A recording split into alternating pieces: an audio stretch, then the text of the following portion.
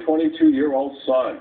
They say he was gunned down while attending a memorial for another friend who was shot last year. News 12's Andrea Grimes has the story from Fordham. We raised my son right. A mother's immeasurable grief. Cynthia Shields cries in the arms of her husband as they mourn the shooting death of their son, 22-year-old Jonathan Lewis. He was a beautiful person. He made people laugh. That's what John was. The cops say an 18-year-old gunned down Jonathan with this .38 caliber revolver Wednesday night outside this building on Webster Avenue in Fordham.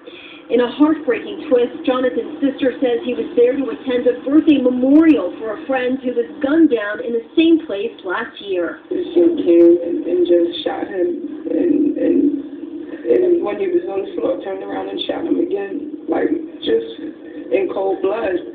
Police say after the shooting, they immediately started canvassing the area. They say they found the suspect under a van right here on East 187th Street near Valentine Avenue. They say Daryl Patillo is now facing murder and criminal possession of a weapon charges. Jonathan's family says they do not know Patillo and they're not sure why he targeted Jonathan. Cops have not released a motive. His sister says Jonathan was working on getting his GED. He was a kid, he made his mistakes, but he was willing to correct them. He was going to church. He turned his life around. He stopped hanging out in these streets. It's crazy. These kids are killing kids, and over what? Over what? What are we going to do? I don't know. I don't know what to do.